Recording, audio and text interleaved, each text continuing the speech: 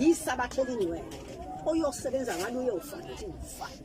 usho uNkulunkulu uma yebakhipha la uNkulunkulu bakhiphe wabasafi ebakhipha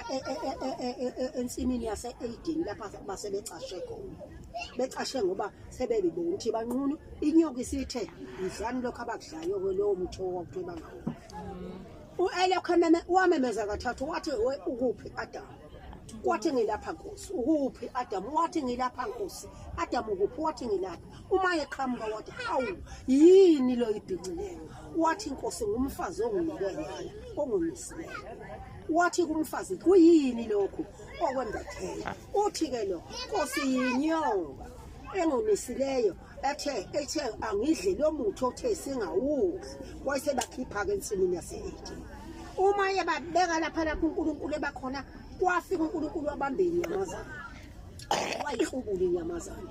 wagoqa ibheshu wajikijelela u-Adamu wathi nansi into ozoyembatha inzalo yakho oyoyizala iyokwembatha njengawe waphinde wabamba inyamazane wayihlubula wayenzela isidwaba wathi isidwaba Eva uyombatha kanje nezingane zakho wathi bonke abantwana abayazalwa nguwe sebeyokwembatha njengabo izulu kuyoba ngelabo kodwa nxa inhliziyo zabo zingekho eduze kwami mina uNkulunkulu abanye bayoba ngabesihogo njoba kunjani